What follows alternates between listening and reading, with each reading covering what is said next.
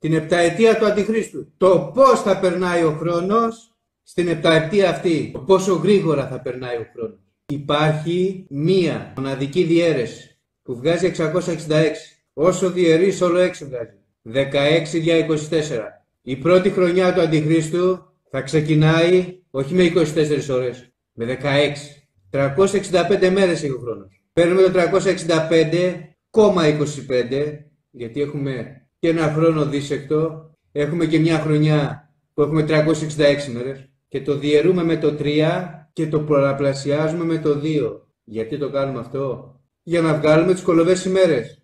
Το 1 τρίτο της ημέρας, από την πρώτη μέρα που θα κυβερνήσει ο Αντίχριστος, χάνεται. 3 οχτάωρο έχει ημέρα. 3 8 24. Το 1 οχτάωρο χάνεται. 365,25 για 3 επί 2 ας κάνει 244. Πρώτη χρονιά του Αντιχρίστου, την πρώτη μέρα που θα κυβερνήσει, ξεκινάνε οι ημέρες του χρόνου με 244.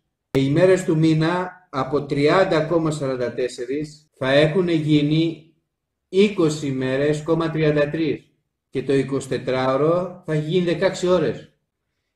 Παίρνουμε λοιπόν το 244 που ξεκίνησε η πρώτη χρονιά του Αντιχρίστου, το διαιρούμε δια 3, το πολλαπλασιάζουμε επί 2 και μας δίνει τις ημέρες που ξεκινάει η δεύτερη χρονιά του Αντιχρίστου. Και ποιες είναι αυτές? 163. Έτσι θα ξεκινήσει η δεύτερη χρονιά του Αντιχρίστου. Ο χρόνος θα έχει 163 ημέρες. Ο μήνας θα έχει 13 ημέρες, 58. Οι ώρες στο 24ωρο θα είναι 10,67. Τρίτη χρονιά του Αντιχρίστου. Πώς ξεκινάει? Παίρνουμε το 163, γερούμε δια 3, το πολλαπλασιάζουμε επί 2 και μας δίνει τις ημέρες που ξεκινάει η τρίτη χρονιά του Αντιχρίστου.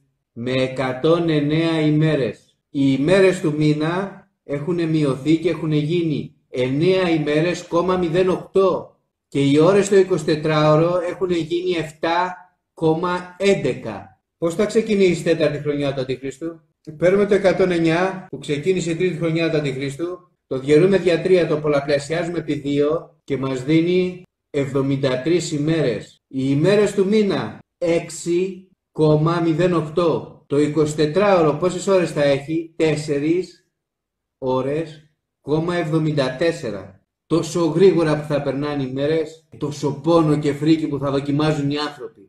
Πέμπτη χρονιά του Αντιχρίστου. Παίρνουμε το 73, το διαιρούμε δια 3, το πολλαπλασιάζουμε επί 2 και μας δίνει 49 ημέρες. Οι ημέρες του μήνα θα είναι 4 ημέρες, 08. Οι ώρες στο 24ωρο θα είναι 3 ώρες, 16.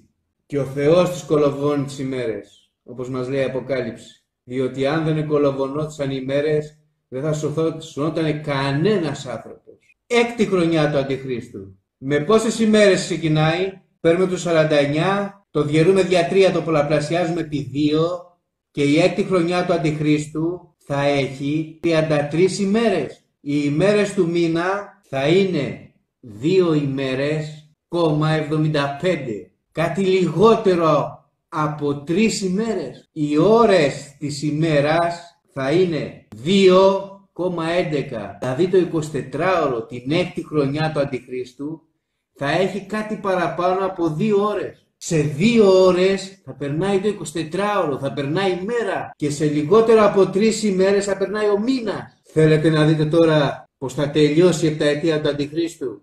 Τελειώνει η επταετία του Αντιχρίστου. Παίρνουμε το 22 ημέρες, το διαιρούμε δια 3 και το πολλαπλασιάζουμε επί 2 και μας δίνει 15 ημέρες. Πόσες ημέρες θα έχει ο μήνας όταν θα τελειώσει η επταετία του Αντιχρίστου? 1 ημέρα, 25. Πόσες ώρες θα έχει το 24ωρο? 0,94. Δηλαδή σχεδόν και λιγότερο κάτι από 1 ώρα το 24ωρο και κάτι λίγο παραπάνω από 1 ημέρα ο μήνας. Η επόμενη διαίρεση ξέρετε τι βγάζει? Παίρνει στο 15 που τελειώνει η επταετία του Αντιχρίστου. Το διαιρείς δια του 3, το πολλαπλασιάζεις επί 2 και σου βγάζει 10. Εάν πάρεις το 10 και το διαιρέσεις δια 3 σου δίνει 3,33 και το πολλαπλασιάζεις επί 2 σου δίνει 6,66. Ξεκινήσαμε με συντελεστή 666, 16 δια 24 και όλα τελειώνουν πάλι με το 666. Φοβερό!